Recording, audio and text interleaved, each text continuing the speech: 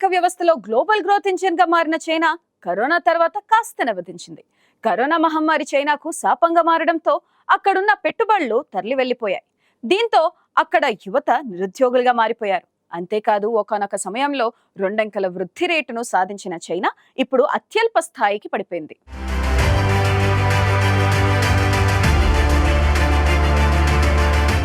Corona మహమ్మారికి కారణమైన చైనాలో 2020 నుంచి ఆర్థిక పరిస్థితులు పూర్తిగా మారిపోయాయి. 1978లో చైనా ఆర్థిక వ్యవస్థలో సంస్కరణలు తీసుకొచ్చింది. దీంతో అప్పటి నుంచి ఏడాదికి సగటున 9% కంటే ఎక్కువ జీడీపీ వృద్ధి రేటు నమోదైంది. దీంతో చైనా ఒక గ్లోబల్ గ్రోత్ ఇంజిన్గా మారింది. అయితే 2020లో మాత్రం అత్యల్పంగా కేవలం జీడీపీ వృద్ధి రేటు 2.2% మాత్రమే పరిమితమైంది. ఆ తర్వాత ఏడాది 8% పెరిగినా 2022లో 3% పడిపోయింది. అయితే చైనా ఆర్థిక వ్యవస్థ వృద్ధి 2023లో 5.3% పెరిగిందని వెల్లడించింది. వృద్ధి రేటు పరంగా చూసుకుంటే ప్రపంచ అగ్రశ్రేణి ఆర్థిక వ్యవస్థలో భారత్ తర్వాత రెండో స్థానంలో నిలిచినట్లు చైనా ప్రకటించింది. భారత్తో పోలిస్తే చైనా ఆర్థిక వ్యవస్థ 5 రెట్లకు పైగా ఉంటుంది. కానీ చైనా ప్రజలు మాత్రం వేరేలా భావిస్తున్నారు. గత 5 ఏళ్లలో తొలిసారిగా 2023లో చైనా నుంచి విదేశీ పెట్టుబడులు బయటకు వెళ్లిపోయాయి. గత ఏడాది జూన్లో యువత నిరుద్యోగం రేటు రికార్డు స్థాయిలో అత్యధికంగా 20%కి పైగా పెరిగింది. ఈ ఏడాది ఆరంభంలో స్టాక్ మార్కెట్లు 5 ఏళ్ల కనిష్టానికి పడిపోయాయి. కరోనా మహమ్మారి తర్వాత చైనా బలహీనంగా కోలుకోవడానికి కారణం ఆర్థిక వృద్ధిని ప్రేరేపించడానికి చైనా ఇతర దేశాల తరహాలో ఆల్ట్రా అగ్రెసివ్ విధానాలను వాడకపోవడమే అని ఆర్థిక నిపుణులు అభిప్రాయపడుతున్నారు. అమెరికా వంటి ఇతర దేశాలు కోవిడ్ ప్రభావం నుంచి కోలుకోవడానికి ఉపశమన ప్యాకేజీలను అమలు చేశాయి.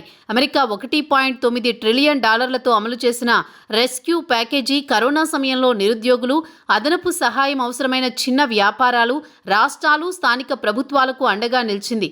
అయితే చైనా ఇలాంటి చర్యలు తీసుకోకపోవడంతో ద్రవ్యోల్బణం పెరగకపోయినా ఆర్థిక పురోగతి మాత్రం బలహీనమైంది.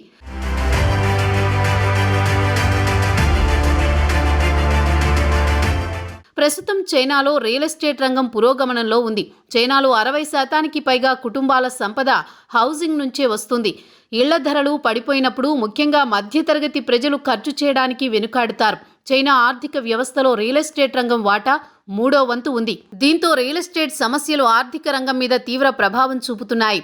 పెద్ద ప్రాపర్టీ కంపెనీలు అప్పు తీసుకోగల రుణ మొత్తాన్ని తగ్గించడానికి అధికారులు చర్యలు తీసుకున్నప్పటికీ ఈ రంగం ఆర్థిక క్షీణతను ఎదుర్కొంటోంది. బ్యాంకుల నుంచి రుణాలు తీసుకోవడం, బాండ్లను జారీ చేయడం, కొనుగోలుదారులకు కొత్త ఇళ్లను విక్రయించడం ద్వారా కొత్త ప్రాజెక్టుల కోసం కొన్నేళ్లుగా చైనా ప్రాపర్టీ రంగం నిధుల్ని సేకరించింది. గత కొద్ది రోజులుగా చైనాలో అనేక మంది పెద్ద ప్రాపర్టీ డెవలపర్లు రుణాల ఎగవేతదారులుగా మారారు. చాలా మంది చైనీయులు తమ అపార్ట్మెంట్లు, ప్రాపర్టీల కోసం ఈ డెవలపర్లకు డౌన్ పేమెంట్లు చెల్లించారు. ఇప్పుడు వీరంతా తమ డబ్బును కోల్పోయే ప్రమాదంలో పడ్డారు. కొంతమంది జీవితకాలం పొదుపు చేసిన మొత్తాన్ని పణంగా పెట్టారు. ఇన్ఫ్రాస్ట్రక్చర్ నిర్మించడానికి వేల కోట్లు అప్పులు చేసి ఆదాయం కోసం భూముల అమ్మకాలపై ఆధారపడిన స్థానిక ప్రభుత్వాలపై కూడా ఒత్తిడి పెరుగుతోంది. అయితే చైనా ఆర్థిక వ్యవస్థ మాత్రం సంక్షోభంలో అయితే లేదని ఆర్థిక నిపుణులు చెబుతున్నారు. 2010లో చైనా రెండో అతిపెద్ద ఆర్థిక వ్యవస్థగా అవతరించినప్పుడు అమెరికా జీడీపీని చైనా దాటేస్తుందని అంచనా వేశారు. 1992, 95, 2003, 2007 మధ్య చైనా 2 అంకెల వార్షిక వృద్ధిని నమోదు చేయడంతో ఈ అంచనాలు పెరిగాయి. అయితే అప్పటి పరిస్థితుల ప్రకారం 2028 నాటికి అమెరికా ఆర్థిక వ్యవస్థను చైనా అధిగమిస్తుందని లెక్కలేశారు. కానీ ఇప్పుడున్న ఈ అనిశ్చిత పరిస్థితుల్లో చైనా దీన్ని అందుకోగలదా అనే ప్రశ్నలు ఉత్పన్నమవుతున్నాయి.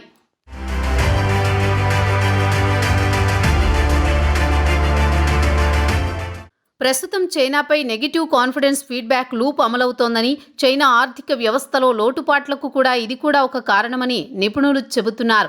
చైనాపై నమ్మకం లేకపోవడం వల్ల పెట్టుబడులు, వినియోగం తగ్గుతాయని, ఫలితంగా ఇది కార్పొరేట్ లాభాలను తగ్గిస్తుందన్నారు. మరోవైపు చైనా ఆర్థిక వ్యవస్థలో మందగమనం, సరుకులు, చైనా టూరిజం, భౌగోళిక రాజకీయాలు అనే 3 అంశాలు ప్రపంచాన్ని ప్రభావితం చేస్తాయని భావిస్తున్నారు. ప్రధానంగా చైనా సరుకుల్ని దిగుమతి చేసుకుంటుంది. అయితే ఇప్పుడు ఆర్థిక మందగమనం కారణంగా ప్రపంచ దేశాల నుంచి దిగుమతి తగ్గిపోయే ప్రమాదం ఉంది. మరోవైపు రియల్ ఎస్టేట్ రంగం కుదేలవడంతో నిర్మాణ రంగంలో ఉపయోగించే ఇనుము, బాక్సైట్ వంటి వాటికి డిమాండ్ పడిపోతోంది. చైనా పర్యాటకులు తగ్గిపోవడం వల్ల ప్రధాన పర్యాటక ప్రాంతాలకు రాబడి తగ్గుతుంది. ఫలితంగా టూరిజం రంగం కరోనా పూర్వపు స్థాయికి చేరుకోవడం కష్టమవుతుంది. ప్రస్తుతం ఆర్థిక రంగంలో మళ్లీ అగ్రస్థానానికి వెళ్లడమే చైనా తదుపరి లక్ష్యంగా పెట్టుకుంది.